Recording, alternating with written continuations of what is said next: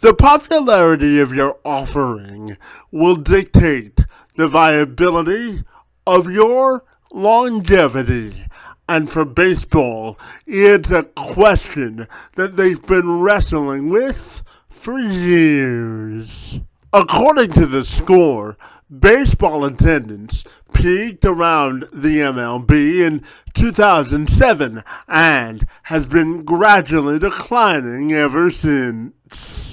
From 2007 to 2019, TheScore reports that baseball attendance has declined by an average of 1% per year and 14% in total during that time span.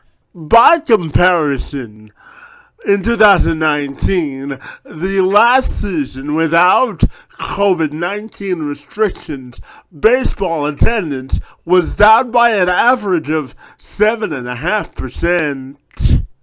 With this as a backdrop, it's important to ask the question, how does baseball get its groove back in terms of attracting a younger fan base and growing the popularity of what used to be America's pastime? And from a team operation standpoint, how can teams continue to lead in a new era of baseball with a successful mindset at the forefront of everything they do? Joe Bohringer has spent more than 30 years around the game of baseball in both leadership and development positions as a scout and as an assistant general manager, most recently for the Seattle Mariners and the Chicago Cubs. He spent some time in the scouting ranks with the Cubs and in top leadership with Seattle. He now spends his days as an executive coach and consultant. However, you can't pull him too far away from his lifetime passion of baseball, and I was lucky enough for him to join me to engage in conversation this week all about the inner workings of team dynamics when it comes to a baseball front office, developing and scouting players, and so much more about the current state and future of baseball. It was a great conversation of tremendous impact, which now I'm excited to share with all of you. So without further delay, I'm Kevin McShann. Let's have this conversation.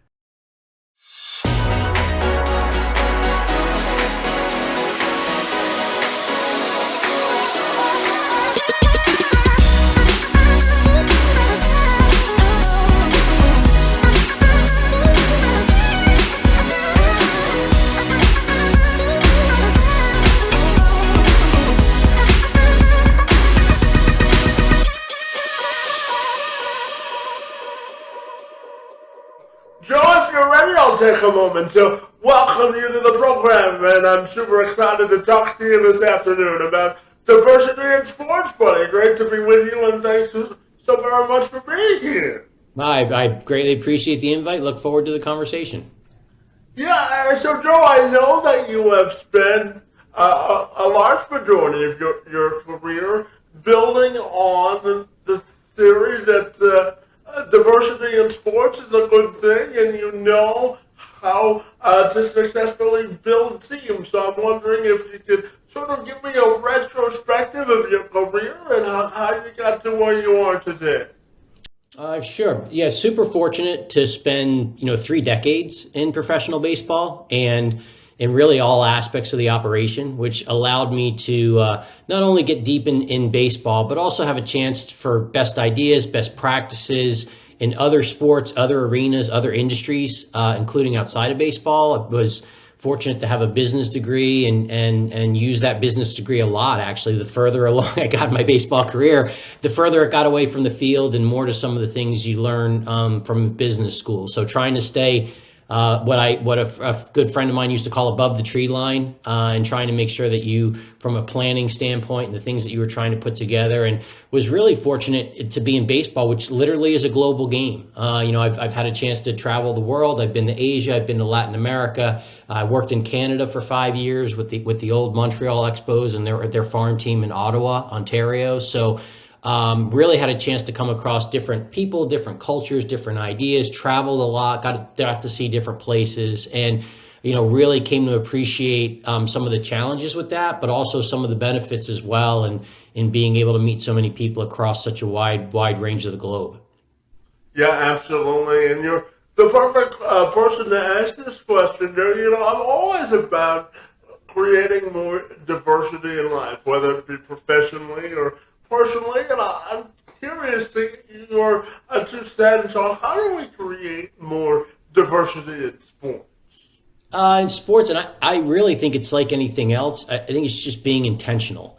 And we always have the reasons of, you're stuck trying to do your day job, whatever that might be. And usually diversity or expanding, that ends up being almost like a side effect that you're hoping happens instead of doing it. And I know with us in baseball, most of our diversity, we do have people from different parts of the world, but a lot of our diversity has really been gender-based. We've started to see more female coaches and female front office executives and female analysts, and we've started to incorporate that in. But to give credit where credit's due, I think baseball has tried to make a concerted effort to do that. And now what you're seeing is actual positions that are put on the flow chart to help with staff development or help with learning or help with diversity or inclusion, and trying to make sure that you're paying more attention to that. So like anything else, it's turning your thoughts or your ideas or your words into actions. And sometimes that's just simply about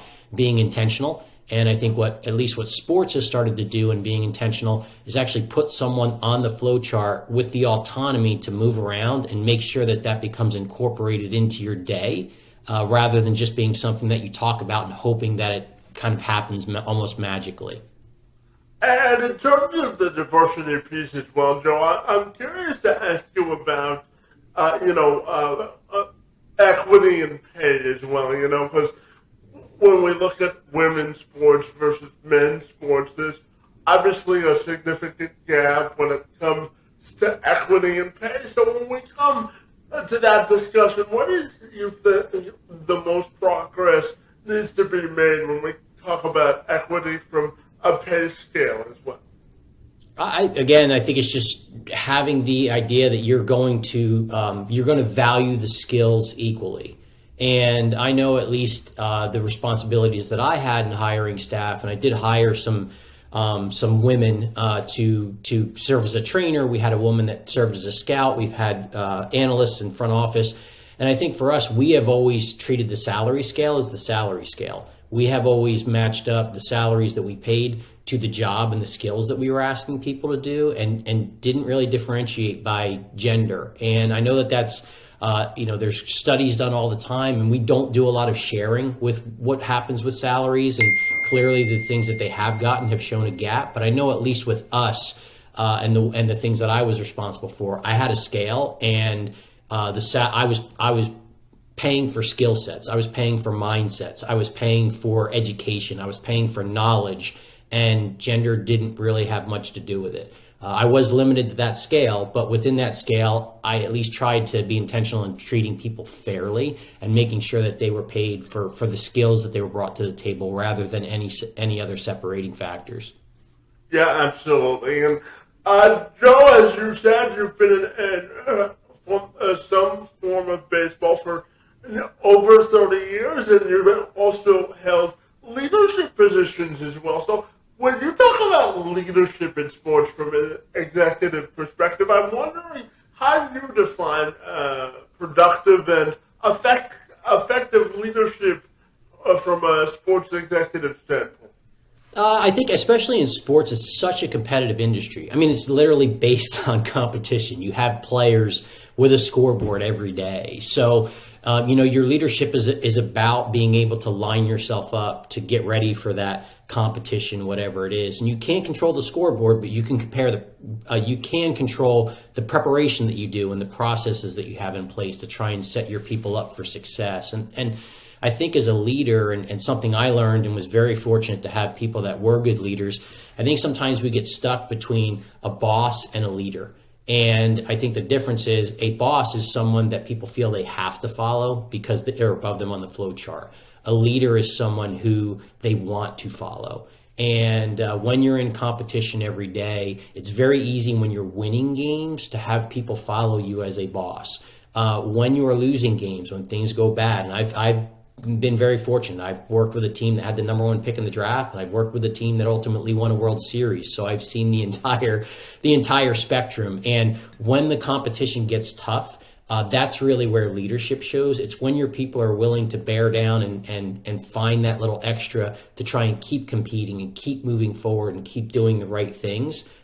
When you come upon tough times, I think that's where you really see the effectiveness of leadership. And I don't think that it is defaulting to the flow chart or defaulting to age or defaulting to experience. It's about units figuring out what's the right skill set, what's the right piece of knowledge, who's the right person to try and help lead our conversation or lead our execution so that we can get where we want to go as a group. So it really is being about a part of something that's bigger than yourself. And any real team environment, particularly one that's a scoreboard, that has a scoreboard measuring your results on a day-to-day basis, it really becomes obvious when you have teams that are more effective at using their pieces and becoming that whole that's greater than the sum of its parts. It becomes obvious when one team is doing it better than another. Because at the highest levels, it's rarely a separation of talent, particularly when you get into a postseason environment. The difference in talent is not very very pronounced, but the difference in the ability of the teams to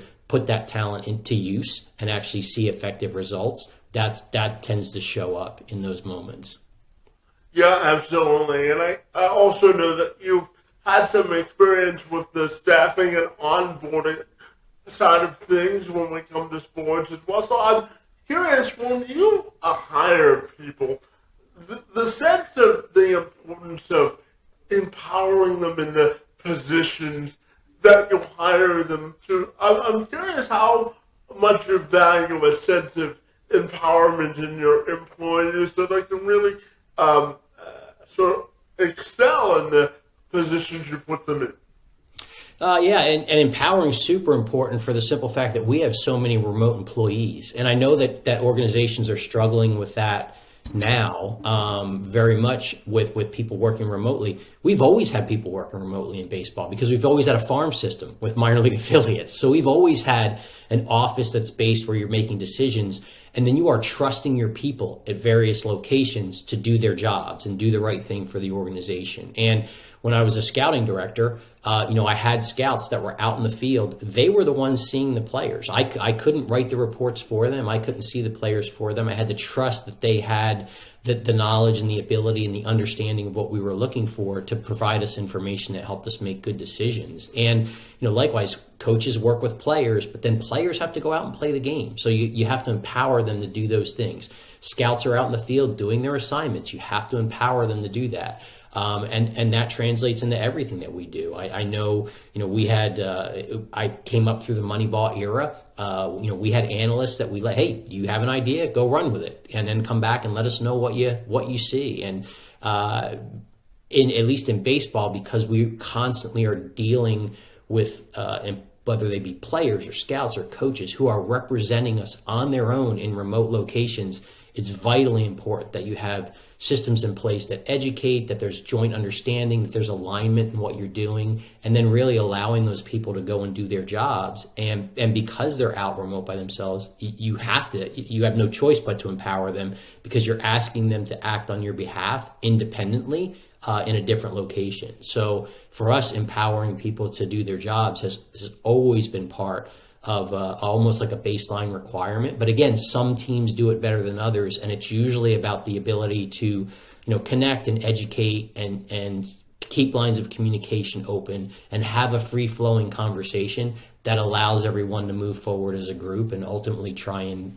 attain the goals you're trying to reach as a team or as an organization. Yeah, absolutely. And Joe, I'm also curious to ask you about the increased role that analytics plays in baseball because, depending on who you ask in baseball settings, some people are more pro analytics and some people are more, they're more traditionalist when it comes to analytics. So I'm curious to ask you about where you fall on the analytics debate in baseball. That's interesting, and I actually think the debate is over. I think everyone understands that it's always a mix of the two. I know at least with Moneyball it was stats or scouts. That's over. We realize now it's stats and scouts, and I think the thing that's been fascinating to me as I've stepped away and I've started to talk with people that are doing things in the corporate world, and I've talked with people that are doing things in other sports, and everyone is trying to, even in quote unquote, more traditional industries, I think everyone is having their money. There's a lot of people having their Moneyball moment right now. They're trying to find the ways that you take this overwhelming amounts of information that's now available that we can measure in the data age and trying to distill it down to actionable bullet points for your people.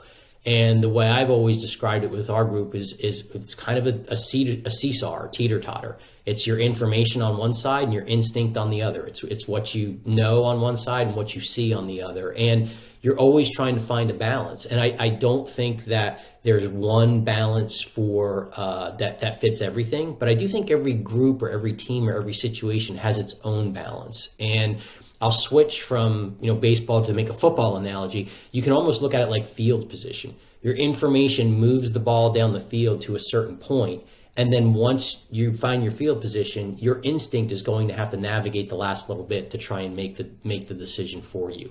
And your information might put you at midfield. Your information might put you on the 1 yard line, but you always have to kind of swallow and that feeling in your gut to actually come up with a decision. So I think in looking at it, everyone has to always process the information or manage the information and then mix it with instinct or intuition or anecdotal information at the end, the knowledge that you have, and then come up with some sort of decision. So I don't think that's baseball specific.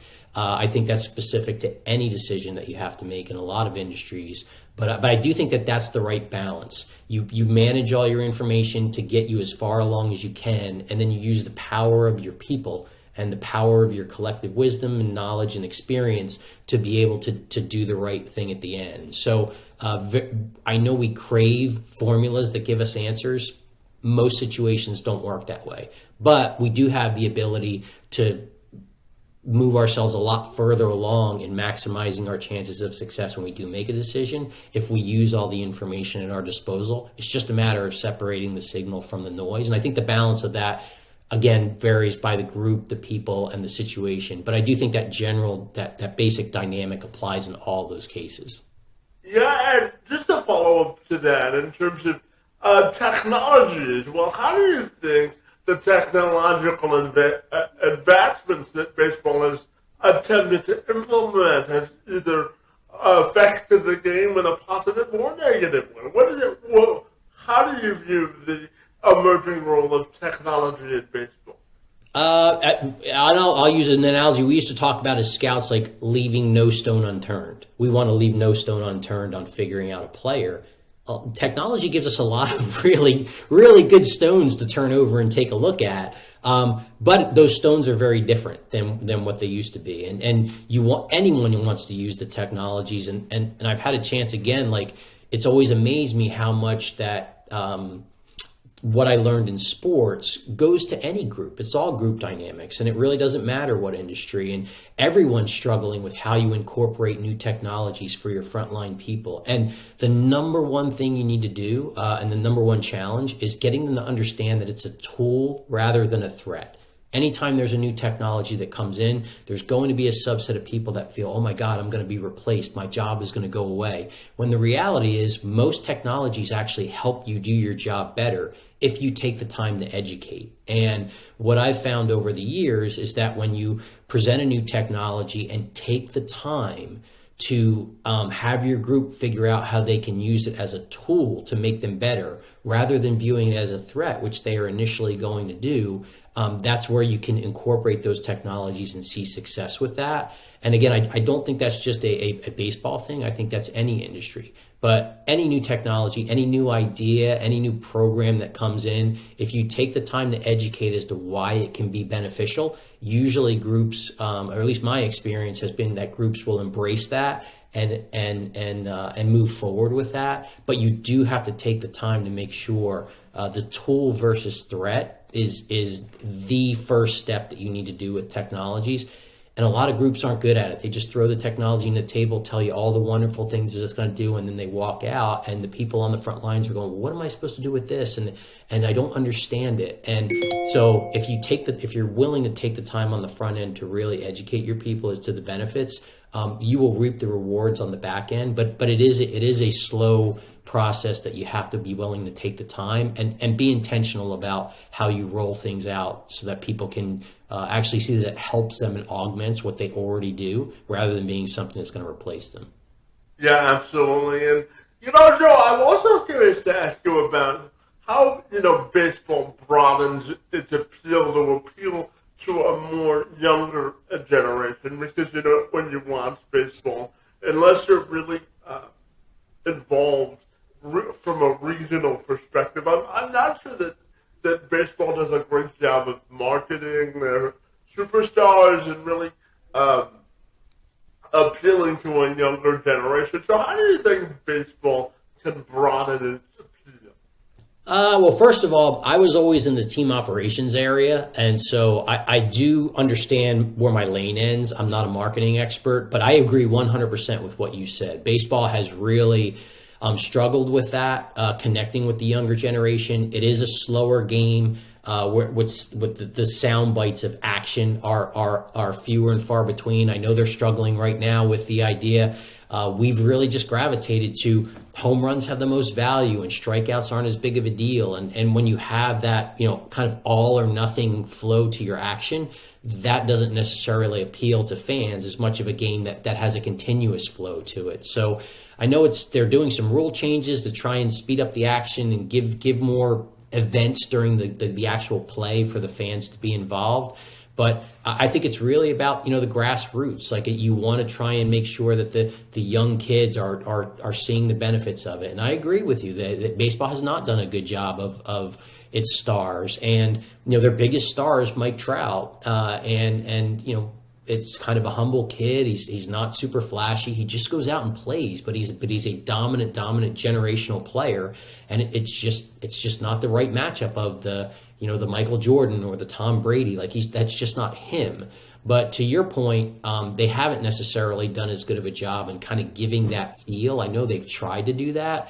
And it is something that long term, baseball's still a super popular sport and millions of kids play Little League. And it's not as if there's a problem with the feeder system of players doing it. But you're always kind of battling for the fan eye and the city's eye or wherever you might be. And that is something that baseball has struggled with a little bit. And once upon a time, baseball was America's pastime. A long time ago. It's no longer America's pastime. Now it's just it's another entertainment forum trying to compete really for the disposable income or the fan's eye or watching TV, whatever it might be. So live sports is always going to have a good following. It's making sure that the people are on the fence that, should I watch it or not, that those people decide to watch it. And I don't know what the switch is to flip to do that, but I know the people at Major League Baseball and a lot of the individual teams, they do think about that a lot and are spending time trying to make sure that they have as many fans as possible coming into the ballpark, watching the game, and being involved in rooting for the team. Yeah, absolutely. And since you brought up your experience in team operation, you sparked me to ask this question in terms of market size. Baseball is in a unique position on the size of their markets. Obviously, if you're in a bigger market, you have more resources.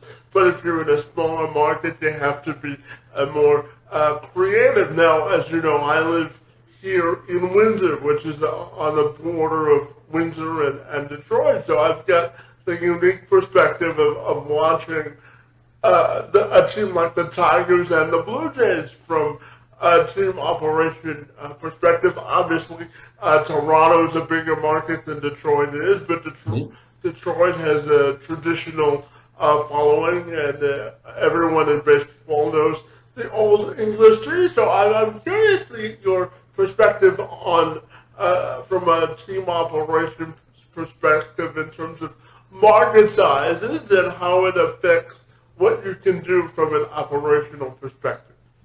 Yeah, and that's a great question, and again, like it's one that applies to really any business. You have a finite amount of resources to use, and you want to make sure that you're getting the most return on that investment. And sometimes it can be in your system, sometimes it can be in your processes, sometimes it can be in the quality of your people and the people that you hire and the people that you surround yourself with. And to your point, we have.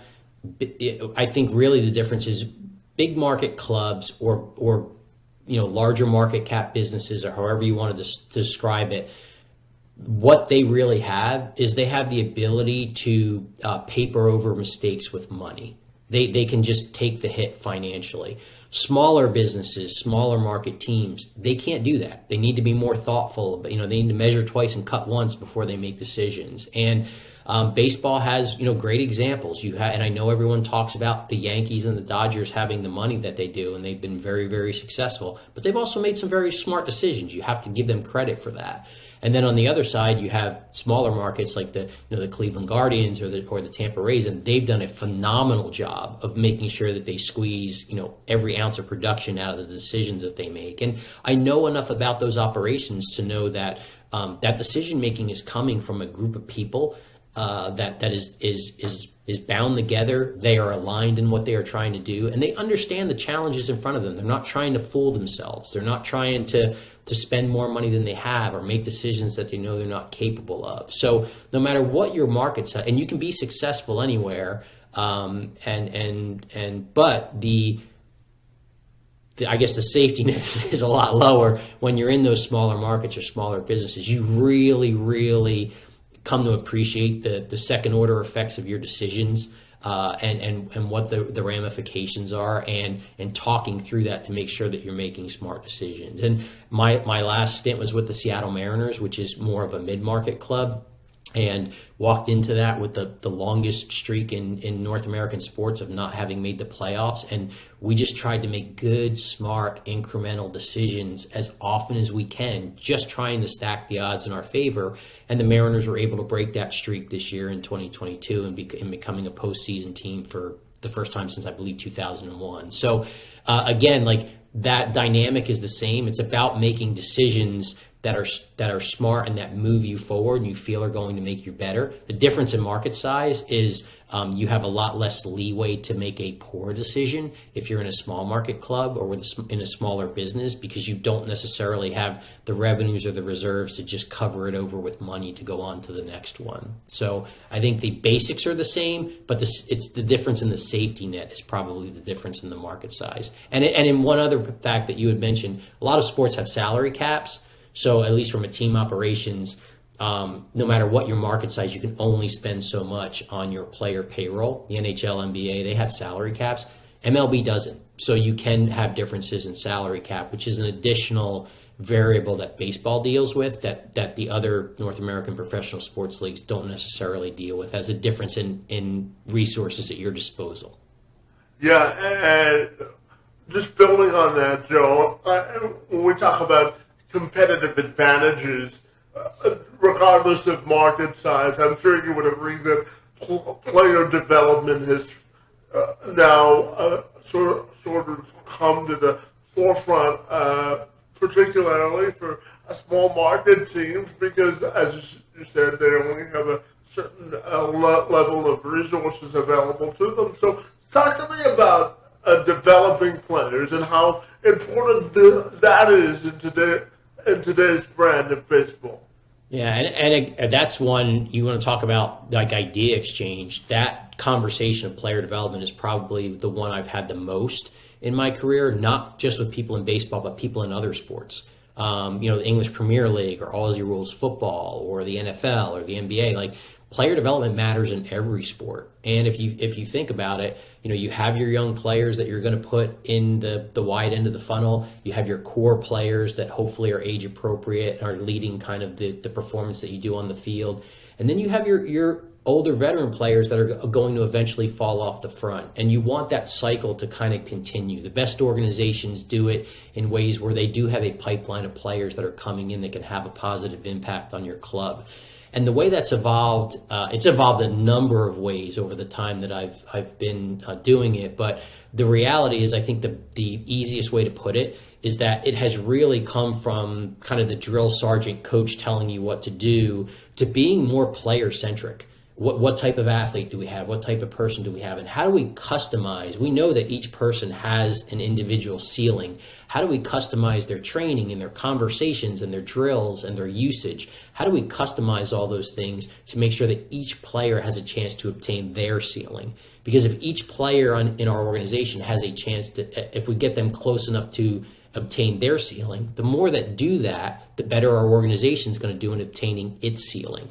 So the big move has come from, I guess let's call it cookie cutter coaching, where you kind of did the same thing for everybody for a long, long time, to now realizing there are ways to individualize your instruction to your players that hopefully maximize their performance, which in turn is going to maximize the organization's performance. And it ends up being a win-win because you're developing better players, and a lot of times you're developing better people as well, because we've done a much better job of mental skills and mental health. And for kids coming from Latin America, do they know how to manage a bank account? Do they know how to shop in a store? And do they know how to put a meal together? And so life skills that weren't really part of the curriculum before, we realize that sometimes even as people, players come in lacking some of those things. And we're really just trying to take a holistic approach to developing the player and person as a whole. And that in turn will help the organization. So and it gets a lot more specific than that, but I think that's a nutshell, is we really have changed as an organization to understanding that it's athlete-centric. And if you make it athlete-centric, you're giving yourself your best chance to succeed. And that's not just in baseball, that's in every sport that I've ever talked to someone with. All of sports is moving to that model, and I think rightfully so. Yeah, absolutely. And Joe, I'm curious, from a more broader perspective, how do you think sports management has become more efficient and effective? Well, first thing is, and I'm going to date myself a little bit here, when I went to school, you didn't have sports management. So just the fact that it gets the specialized attention that it does has made it more effective. And I think the model has changed from, at once upon a time, a lot of sports organizations were, for lack of a better way to put it, they were mom and pop organizations. They were family owned, and they just kind of were getting through. And if they finished in the black a little bit every year, great. And if they finished in the red a little bit, we had to tighten up. And I think what's now, a lot of them are owned by corporations, or they're owned by large, business people, or some of them are literally part of a larger business. They're a line item in a larger business. So a lot of the efficiencies that have come into the quote unquote traditional business world also apply in professional sports right now. And it's a big dollar business with big money decisions, and whether it be sales and marketing or hiring or contracting or how you do it, a lot of things apply. It's a very competitive industry, not just on the field, but in the front office as well. And I think it has gotten more efficient for the simple fact that it has evolved over the years from being more of the kind of hobby that families owned to something that now is becoming a profit center for much larger operations, which by default has made it to where efficiency matters a lot more and being productive matters a lot more.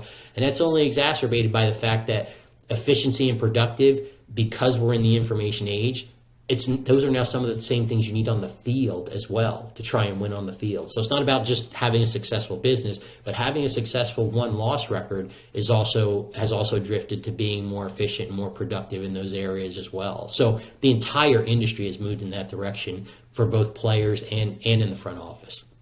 Yeah, absolutely. And when we look at leadership when it comes to sports management, what do you think it means to be an impactful difference maker as a leader? And this is something, a quote that I think is great. Winning isn't normal. If winning was normal, everyone would do it, but that's not the way it works. Only one person or one team wins. I mean, when you get in those types of competitions, there's always a last person standing or a last organization standing. So to be an effective leader in that space, you do need to be willing to do something to separate yourself, to try and create that competitive advantage, to try and create the process or the system or the communication that sets you apart from everyone else. So effective leadership, I really think in any industry, is not just doing the same thing as everyone else, or you're going to get the same result as everyone else. So to be effective, it is about, maximizing all those things and finding the right balances and trying to get the best outcomes for your individual people, which again in turn will lead to hopefully the best outcomes for your individual organization. Yeah, and talk about pressure, Joe. So I'll just follow up with a quick one in terms of when you're in a position of leadership in sports management, particularly in baseball, and you've got the pressure of the fans wanting to win versus wanting to develop the whole team and sort of development versus a stopgap measure. Because I, for instance, when we look at the Tigers, they've sort of gone 180 in their thinking in terms of player development versus player acquisition and really wanting to develop their players instead of going out on the market and spending a whole bunch of money. So I'm curious about how you balance the two between pressure to win now versus developing the whole sort of organization on and off the field. Right. And actually, I think, and I don't want to say you can do both things at the same time, but you're always trying to get your organization better. So you're always trying to improve your systems and your processes, regardless of what your won-loss record might be. So I think you always want a continuous learning, continuous growth, continuous improvement in the underlying structure, in your infrastructure. Now, to the point about wins and losses, that tends to run cyclical. If you've been a team for a long time, usually a team will win. It tends to get a little older. They get lower draft picks, so you don't have as talented players coming in the funnel. And then you tend to slide down. And then you have a rough team. You start to get better draft picks. You start to get better players, and then the cycle starts all over again. And I think most fans realize that. And where you are on the cycle, I think if you are if you are honest with your fans about where you are in the cycle, I tend to think that they come along for the ride. They're not. I mean, fans are fans for a reason. They pay attention to the teams. They know when you have a really good team and they know when you have a bad team. They just want to feel like they have something that's worth supporting. They want to feel like you're doing something that's trying to get better every day. And I thought we did a great job of that in Seattle and being very honest with our fans about what we were doing and where we were in the cycle. And honestly, my team before that, the Cubs, very similar. We came in with the Cubs and we lost 100 games and ultimately were able to turn it into a World Series championship. And you're really grateful that your fans are along for the ride with that. And it's about having honest conversations. They know where you are. And I actually have a great story for that, if you have a minute. Absolutely, yeah. I was the pro scouting director for the Cubs, and I went to a All-Star game, a minor league All-Star game in Wilmington, Delaware for the Carolina League. And so I go to this All-Star game and I'm sitting in the stands. Scouts tend to sit in the stands and watch batting practice early. And I'm sitting down the third base side and watching players hit. And a husband and wife come in. They come in early and they sit behind me.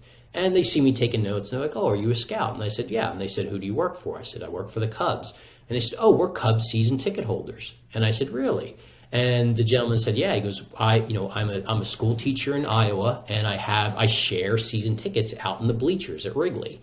And I know where you guys are at. I know that you're not in a good part of the cycle right now, and you're losing a lot of games." He goes, "So I've chosen not to go to as many games in Chicago. So I've sold off a bunch of my tickets, and now what I do is I go on a baseball trip every year, and I decided to go on this baseball trip, and I'm at this game." And I said to him, "Well, first of all, thank you very much for being a season ticket holder, because if you weren't a season ticket holder, I wouldn't be able to sit here and do this job." I said, "But more importantly," I said, "I appreciate the perspective and the feedback, and I understand as a fan, we're not very good right now. But I can tell you that we have people all over the country at events like these trying to find the next level of players or the next generation of players that is going to get us where you want us to go, because we want to go there as well. And had a great conversation with him, and at the end of it I ended up giving him my card, and I said, hey, if you do decide to catch a game in Wrigley this summer, please let me know, and I'm happy to say hi if I happen to be in town. But really appreciate the support, and so had a great conversation. And lo and behold, a few weeks later, he sends me a note and he goes, hey, you know what? I decided to come catch a game, and I looked at my calendar. Unfortunately, I was not going to be in town, but I went to our VP of tickets, and I said, hey, here's the situation. I told him the story, and he actually upgraded the fan, and when he came in, he had seats that were like 5 rows from the on deck circle or something like that. So, and again, in a moment where just being honest, like, he knew we weren't very good. We knew we weren't very good. I didn't try and tell him that we were good. We weren't. We were losing games on a daily basis, but giving him a chance to see, like, this is the work we're trying to do to get better on the back end. That really, it was a great connection. I really enjoyed the conversation. He did as well. And we are aligned. The fans in the front offices are aligned more often than you might think. And, in that particular case, that was the kind of bottom of the cycle turning up, which eventually, again, led to a World Series. So, and I've been really fortunate that most people who come to the ballpark want to be there. So those conversations are always positive, and I always enjoyed the interaction with fans, and fans are on your side, and especially when you're honest with them. And that's always been my experience, and I think that will never change. Fans do want the teams to win, and they understand that teams run in cycles, and acknowledging that and meeting them where they are and being willing to talk to them about that, I've never found that to be an issue. Well, I tell you, Cubs fans know all about patience, don't they? And they're loyal, aren't they? They do, and they had a nice little run. And again, because it runs in cycles, they're in a situation right now where they're trying to come through the cycle. And you talk about where Detroit is in their cycle, and Houston's been at the top end of their cycle for the last 5 or 6 years, and good on them for keeping it running as long as they have, because that is really, really, really hard to do.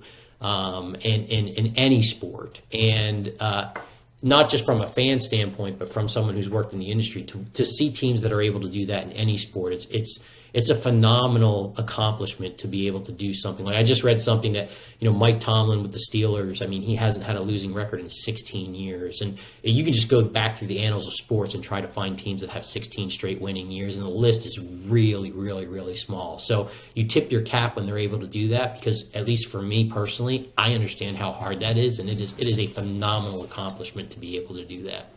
Yeah, absolutely. Joe, I've got a trio of questions left for you. When the first of my 3 questions has to do with, the makeup of players from a physical and mental standpoint, and how it's really changed. As an executive in team operations, do you want someone that's really green out of college, or someone that's really gone through the development of the college system to really refine their skills, but you also, as a team executives, have to factor in their personal financial situation sometimes. So I'm curious, how do you think the makeup of players has changed, both from a physical, mental, and psychological standpoint as well? No, great question. And I think what we've done is we've paid a lot more attention to the mindset that's coming in. So I don't think it's about college versus high school. The kids have different maturity levels, all those types of things. Those are all variables. What are the physical skills? What's their maturity level? What's their support network in the season versus off season? And again, getting back to customizing, we'd like to think we have something that can work with any player that allows them to get to their ceiling. And I guess the best way to describe it is, as a scout, as a talent evaluator, you're a professional guesser. That's what you're doing. I don't want to overstate it. You're a professional guesser, and every player's talent is at this level now, and you are making a projection that you think they're going to get to this level at one point. I have a kid in college right now. This is what I see. Or a kid in high school right now. This is what I see. I think he can grow to be this in the major leagues. And the gap between the two, that gets into what you're talking about. Do they have the work ethic to close that gap? Are they going to make the right decisions to close that gap? Can we keep them healthy enough over a long enough period of time to close that gap? So it's all about closing that gap. And you're going to have different mindsets that come in. And what you want is, if there's a kid that is a self-starter, let him self-start. And if he's a self-starter that beats himself up and he's his own worst critic, let him self-start and keep him from beating himself up. If there's a kid that comes in that maybe needs a little boost and needs a little encouragement, make sure you're there to give him encouragement and help keep him moving forward. And the kid that maybe needs to be dragged along a little bit because he's not a self-starter, you want to drag that kid along, but at some point he does need to stand on his own, because the one thing about the sport, minor leagues is considered rungs on the ladder. You can climb as high as you can go on the ladder. No one's going to drag you up the ladder. You do have to climb by yourself at some point. So, but I think the main thing is, to your point, the physical kind of baselines are usually set for the present and the future. And then that mindset, maturity, all those things that you're talking about, that is what closes the gap. You'd love to have every kid be the perfect ideal. You'd love to have every front office person or scout or coach be the perfect ideal. It kind of doesn't work that way. But I do think that you can have an environment that's a learning environment. It's inclusive. You want to get incrementally better every day. And if you put the people in that environment and just allow them to reach their ceiling, that's, to me, is always how I judge myself. It's not about whether or not they made the big leagues. It's whether or not they got the most out of their potential during the time that they had it. And sometimes it doesn't work out. Sometimes they don't get to the big leagues. There may be a career-ending injury, or there may be something that comes up that just doesn't let them do it. And that's okay. But I always thought that as an organization, you wanted to have players that when their career was over, they looked at themselves in the mirror and said, you know what, I got the most out of it I could. I'm very happy with that phase of my life, and I'm going to go on to the other thing. Because in professional athletics or elite athletics, Olympic level, whatever it is, you have a very short window, and you don't do it until the day you retire from a traditional age standpoint. You do it until they don't give you a uniform anymore. And usually when that happens, you still have a lot of life left. So you always want to make sure that your people are in a good place, that they can continue living their lives after the sports, and look at that as a really positive event that was a springboard to whatever they become, rather than something that they look back and regret because they didn't get the most out of their opportunity. Yeah, absolutely. And Joe, as an old sports reporter, I could talk to you forever, but one of my final questions for you this morning has to do with the overall viability and health of baseball as a sport, and how you look at it going forward, and how you assess the viability of baseball moving forward. You know what, and I'll go back to what I talked about in building a roster. I think the viability of baseball is what we talked about. You're putting young fans into the funnel. You have your core fans that are really engaged with it right now, and you have fans that will eventually go away for whatever reason. And you want to keep that pipeline moving. And if you can't put an equal or greater number of people in the front end of the funnel that are falling out of the back end of the funnel, then eventually you're going to go away. So, and I don't think that's just a baseball thing. I think that's any business. I think that's any sport. Like, ultimately, you want your future, to be in a spot that it supports your present. And then as people drop to the past, your future is always looking good. And I think, at least with that, from a baseball standpoint, with the viability, is keeping people interested, keeping fans engaged, keeping people interested in what you're doing. And again, I was really, really fortunate that the fans allowed me to do what I did for a living for so long, and I'm extremely grateful for that. And I hope that others get to do that as well, because I always looked at the fans as a really fun part of the job. Being a scout all those years and sitting in the ballpark, I can't tell you all the great conversations that I had with fans along the way, whether it be stories that they had, or kids holding the radar gun and reading the numbers out for me, and just really, really fond memories. And those memories are based by people that did nothing more than just turn over their support for what we were doing as individuals and what our sport was doing as a whole. And I hope that dynamic continues for forever, to be honest with you, because it's a lot of fun. It's very enjoyable. Yeah, absolutely. And Joe, my final question for you has to do with your own personal and professional legacy and how you want that to be defined. Well, that's a tough one. I don't know. Good friend, good husband, good father, good confidant. I'd like to think that I was a good teammate. I'd like to think that I helped our groups get better. I'd like to think that the people around me enjoyed having me around. And I have a pretty deep Rolodex, and I have a lot of numbers in my cell phone. I did it for a long, long time, and I have some people I consider very dear friends that I respect a lot. And I think that I'd like to think that respect is mutual, and I think that's really it. I think for me, if my legacy is that I was a good teammate, whether that be a good teammate with an organization, whether that be a good teammate with a scouting group, whether it be a good teammate to my wife and daughter, that would make me happy. I would like my legacy to be that I was a good teammate. Yeah, absolutely. And finally, Joe, tell me if people want to get connected with you, what's the best way they can do that?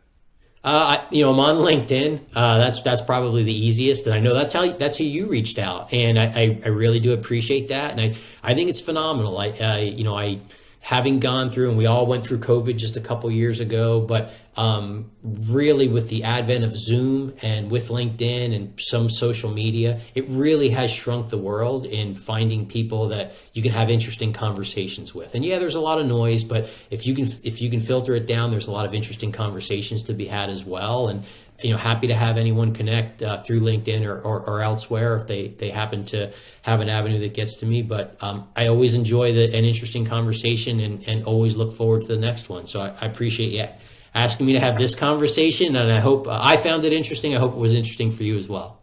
Absolutely.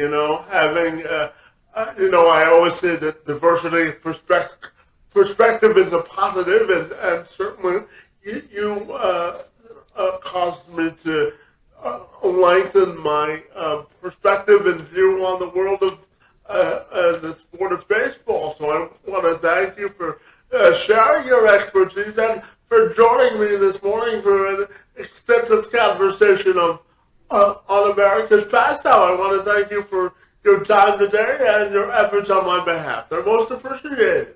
All right. Thank you very much. Same here. Look forward to the next conversation. So I've checked out a couple of podcasts, admire what you do. I wish you the best of luck. And again, I can't thank you enough for the invitation today. I hope it was worthwhile for all the listeners.